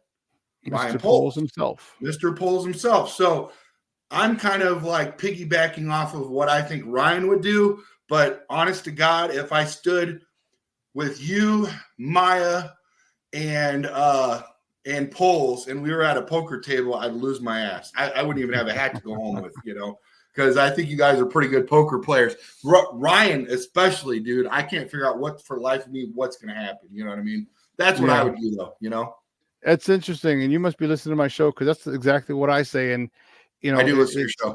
Oh, that's probably where I got it from. But I agree with you, dude, and that's just because the more picks you get, and I'm not just an advocate of getting draft capital to have draft capital. Like, oh, we got so many picks, haha. Yeah. Look at what Ryan Poles has done with the picks. That's what's gotten me excited. Yeah. That's what has me really, really, really fired up. Okay. The only person who's literally a question mark, and that could be changed this year with this new offensive coordinator, is Velus Jones. But everyone else, his first two picks were the two DBs, Kyler Gordon and Jaquan Brisker. People remember, a lot of people were like, why are you getting the secondary the first thing? And even I was like, man, dude, really? You didn't want to? And he was like, let me cook. I was like, all right, cool.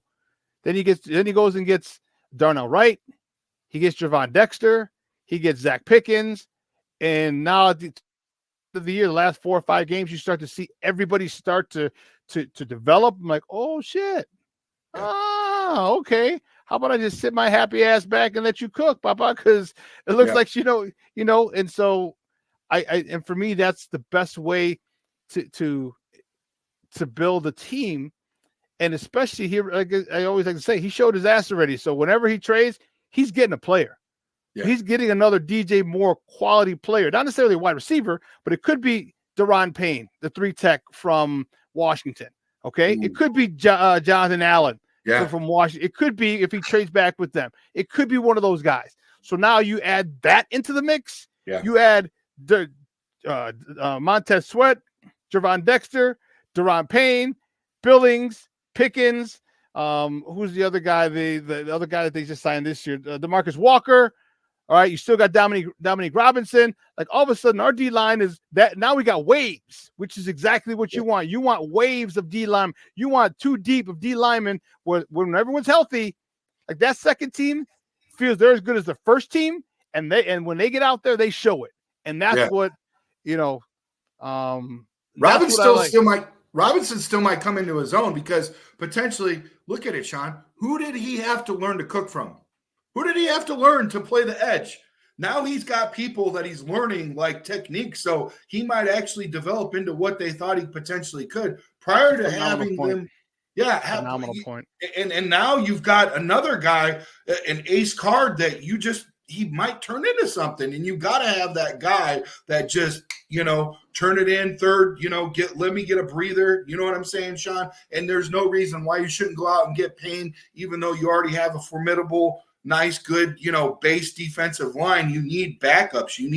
You got to build in the trenches. I mean, you played behind them. That's where it starts and that's where it ends. I mean, we do have to talk about the real elephant in the room, though. We've been talking a lot about defense and not a whole lot about that offensive line. We got to protect, Justin from mayhem. You know what I mean? Let's do it. Let's do it. Yeah. Let me talk to the boss real quick and see if he likes it. All right, he likes it. So let's go. Let's go to that. Let's go to that spot. We'll go to that side of the ball.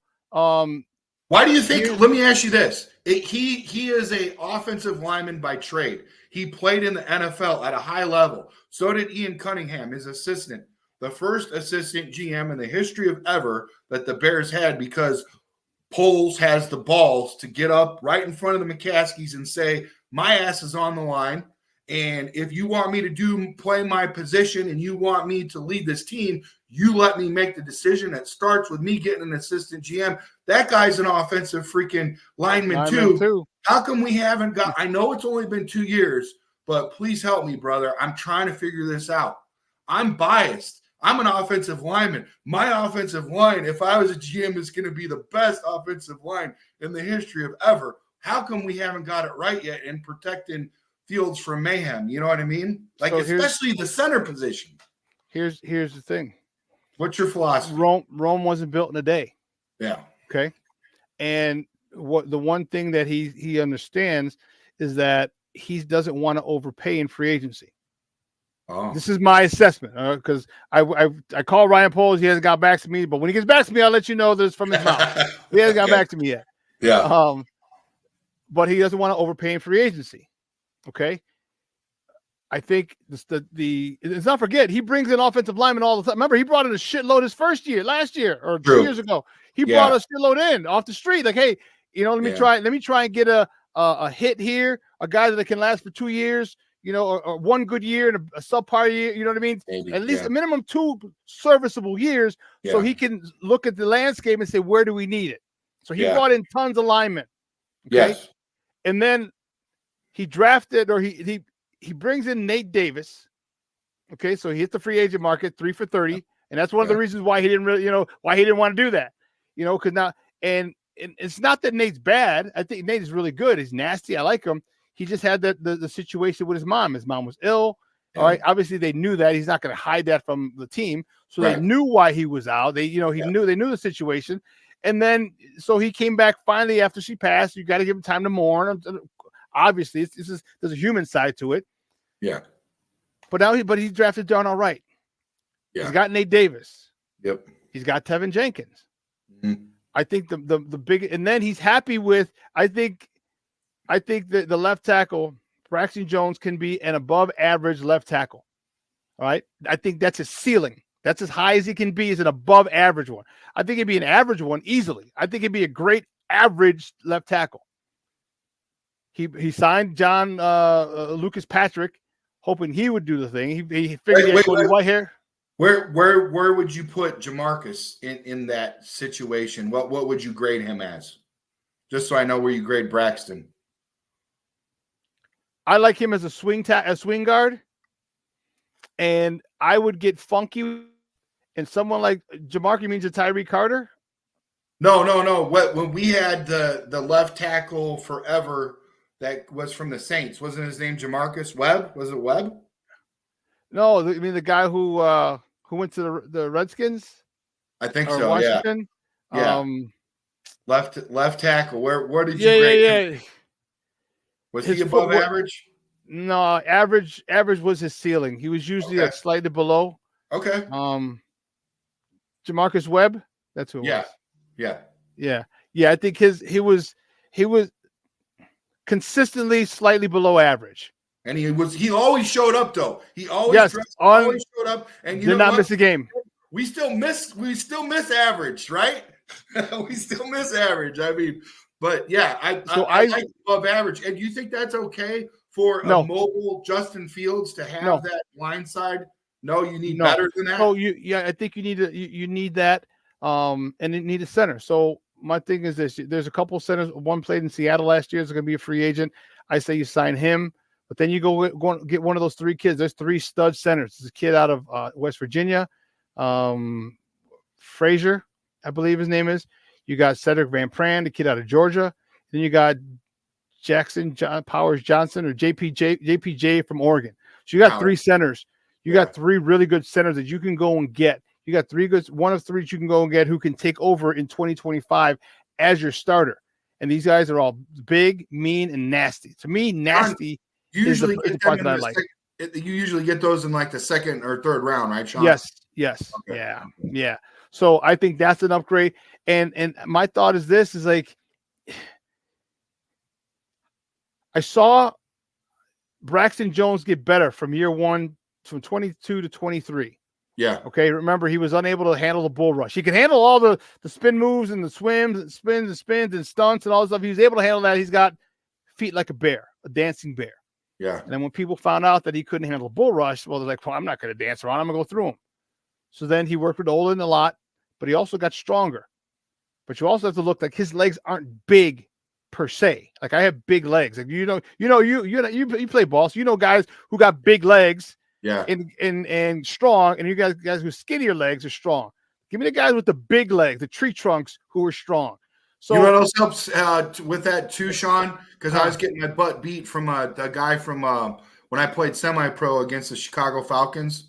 This guy came up with like a dark smoked out visor.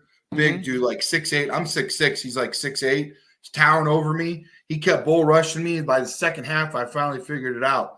I had to hit him before he hit me. So I put him on his heels. So the faster my hands, you got to have faster hands, and you got to hit them before they hit you. When I did that, he had to counter and then come back in. He was still beat me. And at one point, my back was all the way to my quarterback, but he never touched my quarterback's jersey the whole second half. So if you get those fast hands in on a guy like that, even if he towers over you and is big or whatever, on that's all I had, Shawn, was the bull rush.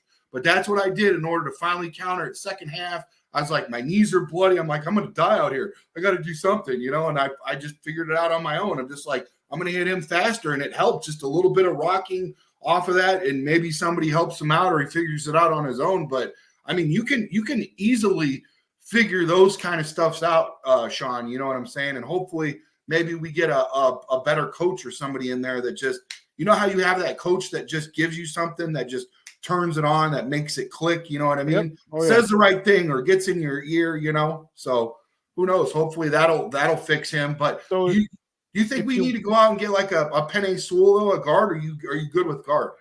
I'm good with the guard. I want to back up. And Tyree Carter's okay. But one of the things that I was about to ask, and I didn't see him, was Darnell Wright at the last home game.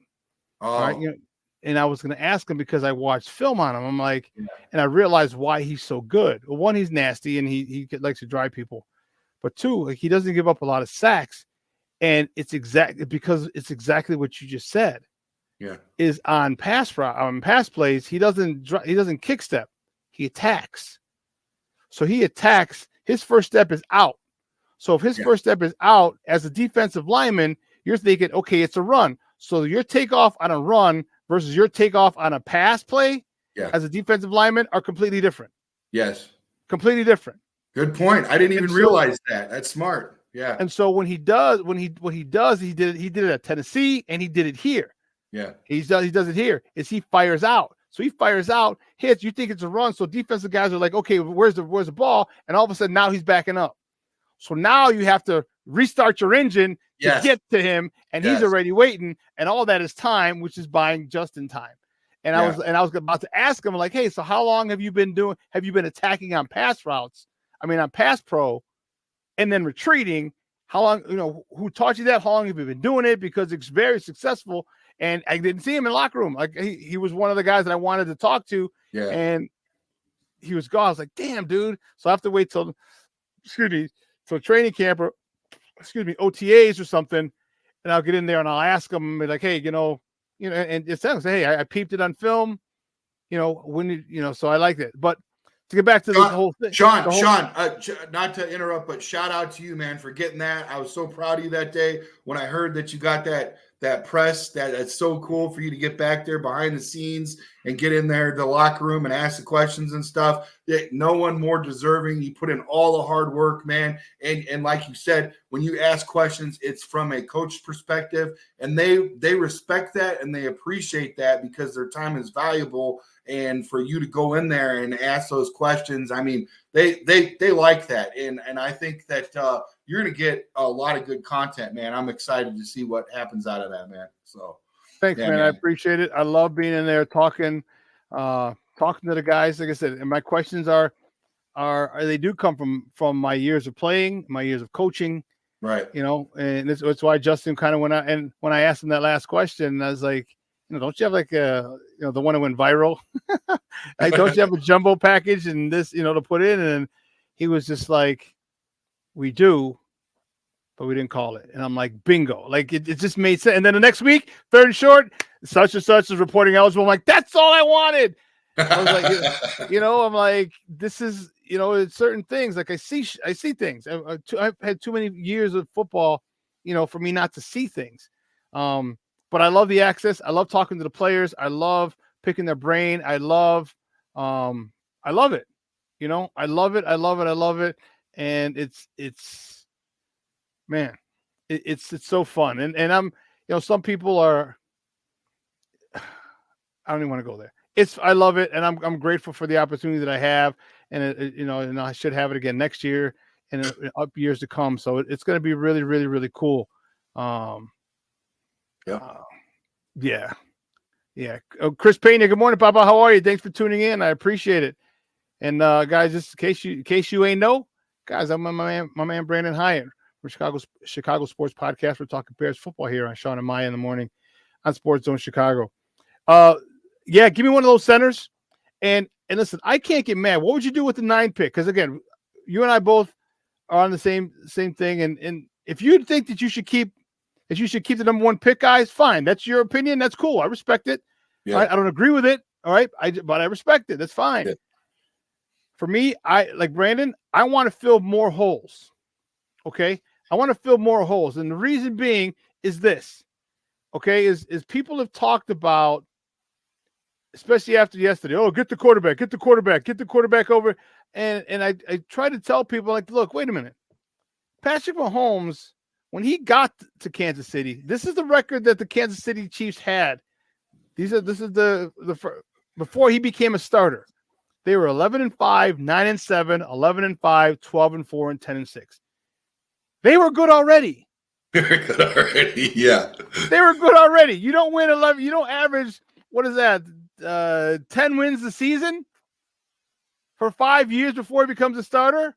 Bro, I was talking to Pat about this yesterday. Exactly what you're saying right now. People forget how good Alex Smith was. Yes. He wasn't great. He wasn't elite, but he was a very good. And what better fundamental quarterback to learn from, especially the nuances of the KC, the way their scheme is, the way they play. I mean, he ran that offense efficiently, extremely efficiently. Yes. And Patrick Mahomes got to sit back and watch that for a year and be like, okay, now I see what to do. Now I can add my personal touch on what you do. Yeah. So they were good to begin with. So you asked me here, roster building's huge. Obviously, hashtag coaching matters. It's huge. Matters. Okay. And I still think that you can I think in this situation, like, you build people. I'm telling you, I wouldn't be mad with 9. If you went and you got Olu's not going to be there at 9. But if you went and got Alt, okay, you went and got a stud left tackle, I cannot be mad at you. I want a sexier pick. Yeah. But I cannot, I have no bad words to say about that at all. Because anytime you get protection or you upgrade the left tackle position for your stud quarterback, hopefully it should be Justin, but whether it's Caleb, it could be Caleb. You cannot get mad at protection for your quarterback. You can't. You may want something else, but if you know anything about football, yeah, okay, cool. All right. You're right. You know what I mean? Like, that's what you have to say, because there's nothing more important than keeping your guy upright. So if we get Alt at 9, cool. If Olu's there, which I don't think he will be, that's cool. Like, I wouldn't be mad there. Personally, You give me Brock Bowers if he's there. There's a couple of good tight ends coming out this year, but I want the stud tight end. I want Cole Kmet. I want Brock Bowers. I want DJ Moore. I want Marvin Harrison Jr. Now let me see what you're going to do. Now who are you going to cover? Now who are you going to double team? Now where are you going to shade the safety? Because you got nowhere to go. You got nowhere to go because someone can get whoever you shade away from, he's the guy who's going to hurt you. And as deep as this draft is, talent, offense, the receivers, unbelievable. I mean, there are comparisons to Harrison Jr. that are other receivers that are out there. And you're talking potentially 10 to 12 receivers that people are going to die for. But here's the deal. If you look at the way, and I hate saying it because we don't want to talk too much about the dark side, but the Green Bay Packers, if you look at who they drafted, those guys, I mean, Watson, he started off a little sluggish because he had the injury, whatever, understandably. He dropped the first pass of the year in 23 with Rodgers. Remember, he with a 75-yard touchdown pass, beats the dude and drops it. Yeah. Yeah, and now I agree with you, bro.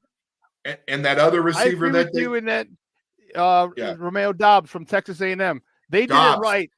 Romeo Doubs, yeah. And then they this year they drafted Jalen Reed. So now they got another scat. Now they got a scat receiver. They got the speed guy, the deep guy. They got the route runner in Romeo Doubs. And then you got the little scat receiver who's a pain in the ass once he catches the ball.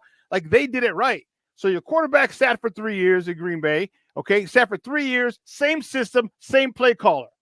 How beneficial is that to Love coming out this year, his 4th year, where he's been in the same system for 3 years with the same play caller? Like people don't get that, man. Well, and then look how important that is. Look at the Eagles and look at the Dolphins. The way they built out of the draft, they put all these pieces around their quarterback in their defense, offense, all that. Now, what do the Eagles do to put on the finishing touch? They go out and get a first-round draft pick receiver. They don't even stop there. But it took years. It didn't happen right away. You were asking for this right away, right? It took a long time. Now look at who they finished it off with. They went out and got that badass from Tennessee, that top receiver out of there. You know, that guy, that monster, like 6'4", whatever, that monster receiver. You know what I'm talking about? Who you said? Tennessee Titans, that receiver that the Eagles picked up. Oh, AJ Brown? No. Yeah, AJ Brown. They didn't go out and get that stud receiver right away. They worked up to that. They built a team, and then they go out and get him, and then that is what really, in my mind, unleashed a lot of mayhem. You know what I mean? Same thing with Baltimore. It took them a while to finally go get a stud receiver. Now look who's reaping the rewards of that. But they had their tight ends in place. They had 400 different running backs. Anybody that comes in there is going to freaking take off, you know? I mean, unbelievable. I think we really got to build this team up, and we can't just go hard through the draft. I have no problem with, like you said, going out and get a left tackle at 9 or potentially an edge rusher or something like that. That's going to – guess what? The thing about it is people don't realize when you build your defense up, you're giving – your quarterback a shorter field to work with. He doesn't have to go 80 yards. He don't have to go 100 yards. He's got a short field. Hey, kick a freaking field goal. Give him 10, 15 yards to get down the field, a couple first downs. Next thing you know, 20 yards. Now you kick a field goal. We get run it back. You know what I mean? You are actually helping your quarterback out by beefing this defense up. Every good Super Bowl that's ever had a really good quarterback has a good defense behind it. You know that, Shawn. You know? Yep. So I think with number. Yeah, I think we're doing it right, you know. I think with number 9, I trade back. Okay. Someone who wants to come up because listen, there's going to be quarterbacks that they want. I mean, you still got JJ McCarthy. You got Caleb Williams, you got Drake May, Jaden Daniels is in the mix now. You got Bo Nix, you got Michael Penix Jr., you got JJ McCarthy. That's 6. All right, that's 6 people. But also don't forget, now you got Marvin Harrison Jr., that's 7. Olu, that's 8. All right, some people like Malik Neighbors, that's 9. All right, so those are 10, there's about 9 or 10 guys in there. All right, some people may want to jump up. If you want a JJ McCarthy, you may want to jump up from 16 to 9. Okay, that's what the Bears like. Okay, good, we'll jump it. We'll switch. We'll take your 16, but give me a second round pick this year as well. because if we miss out on Marvin Harrison Jr., I won't be as mad. I mean, it'll take about a couple sessions of therapy. I'll be fine, but I won't miss out because this draft is so deep. Because we could get a Malik Neighbors, because we could go get a Romeo Donzi, because we could go get an Xavier Leggett out of South Carolina. Like, this so deep. Like, there's guys that we can go get who are 6'2", 6'3", 6'4", put them on the other side of DJ Moore. Yeah. Come on, man. Yeah. And now we're cooking with gas. And I'm okay with if we lose because the only person that I believe in this draft is generational and a can't miss is Marvin Harrison Jr. Yes. Right. But I'll take not taking him to get a great receiver. Yeah. Give me a great receiver as opposed to a receiver that I feel is generational. Okay, fine, because we get more picks. Because if we get a second round pick from a team that's at 16, man, that's like in the middle of the second round, and we don't even have a second round pick right now. Yeah. So there's a whole I like trading back there. All right, but I definitely want one of those. I need if we trade back to 3, or 1 to 2, 2 to 3, or 1 to 2, 2 to 5. I don't know if Marvin Harris will be there at 5, but I would love Marvin Harrison Jr. If not, we need a stud receiver coming out, and we need a stud center. One of those 3. Everything else, I trust Poles. I trust him completely, but I need those guys. Bro, I wish you could have asked Fields in the locker room, who does he want coming out of the draft? Like, what position? That would have been awesome, because seriously, what about having a formidable offensive line that protects your generational talent quarterback that we've wanted the whole history of? I talked to Tommy, the hardest position in the history of ever that's always remained up until the 85 Bears. Jim McMahon had 104.5 QB rating, all that stuff, obviously because he had Walter and freaking all that amazing stuff going on, is a quarterback. It's the hardest position, and we're the hardest at that position, and it's the most demanding position, and we put that pressure on that position, and Justin has those shoulders to withstand that. You know what I'm saying? But we have to protect him. So maybe, we give up, like you said earlier, to pass up on that generational talent wide receiver, but get a generational talent offensive lineman to protect our generational, quarterback. You know what I mean? That's what we need to do. We need to keep them upright. 135 sacks in 3 years is ridiculous. You know what I'm saying, Shawn? Oh, man. 300 sacks from Peyton Manning. He was in the league 17 years, and he was sacked 300 times. You know what I'm saying? You look at Justin Fields, he's already had 135, bro, in 3 years. That's a lot of wear and tear. We got to protect that, man. We got to keep him upright, Here's I was doing some real quick research this here. The 83 draft is what did it for us. That's the 83 draft is what did it for us. Is that when we got Keith Van Horn? Covert, Thayer, Bortz. Oh, Bortz, yeah. And that's 3. I thought that was Keith Van Horn was a first-round draft pick too, but maybe he came later. Yeah, let's see. 80 because 83. I'm looking at the draft picks here. When did Keith come? The 4th, 84. I know he was the first. I'm going to check. Yeah, because here's because 83 is Covert. We got him in the 6th pick, Hall of Fame. Another first-round pick. We had Willie Gault at 18. L.A. Mike, the defensive back. Dave Duerson, defensive back. Tom Thayer, the guard.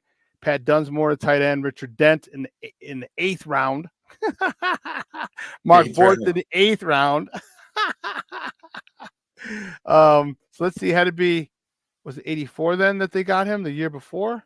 Dude, Danimal told me in his interview, he said he rode Dent's ass till he freaking showed up. Like when he first got there, he was like, dude, he's so lazy, man. I had to stay on him and freaking. Hey, listen, you're a coach, right? You know all about their defensive coach, Buddy Ryan, and how hard he was. He was like the general out there. But could you imagine that these guys kept each other accountable that tough? You know what I mean? That's when you have a great team. Yeah. Great teams do that, bro. Have you been on a team like that?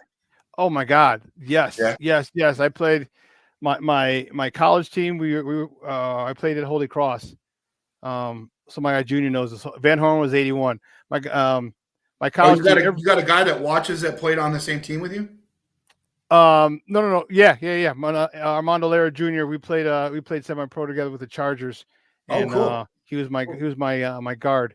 Nice. But in college, man, my first 3 years there, when we left, before my head coach left to go coach at the University of Maryland, we had 30 wins, 2 losses, and 1 tie.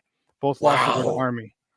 So I had an All-American every year. My freshman year, we had Dave Murphy. He was a first team. He was a cornerback. He set the NCAA record all levels for interceptions. He was a first team, and I also had a defensive lineman, Tim Downing, who was a first team All-American. My second year, I played with an All-American linebacker, AP All-American linebacker, Craig Callahan.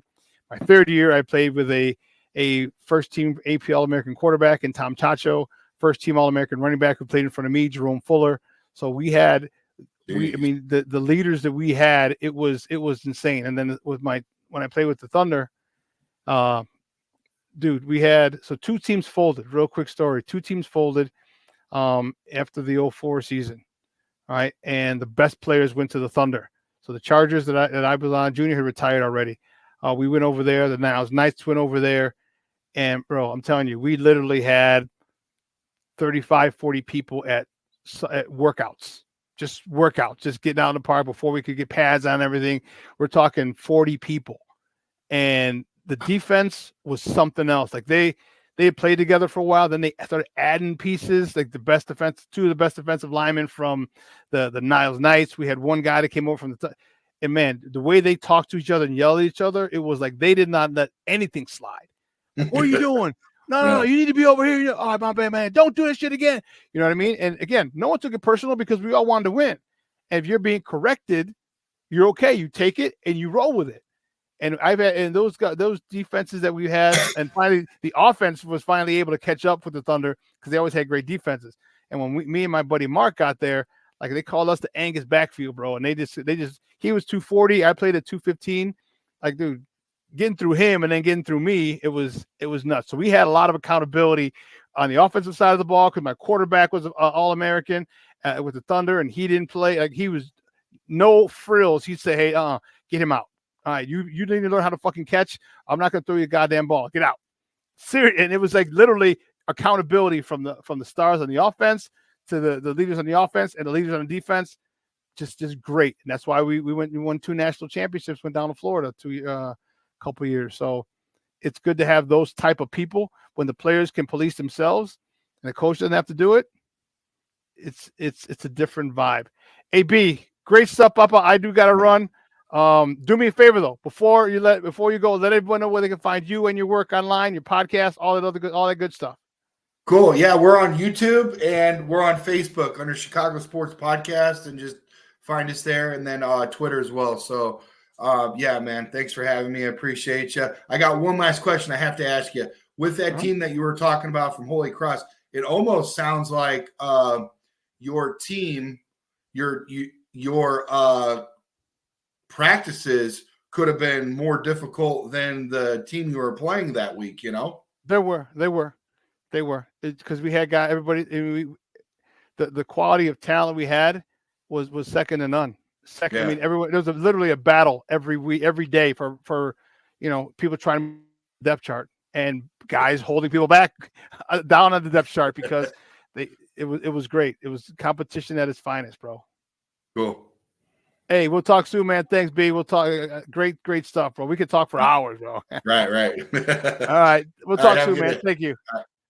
Guys, that was Brandon Hiatt from the Chicago Sports Podcast. But we got to bounce. I got to go pick up the warden from CrossFit. Hey, listen, phenomenal show Monday. Stay tuned. 12:15. We have Second City Sports.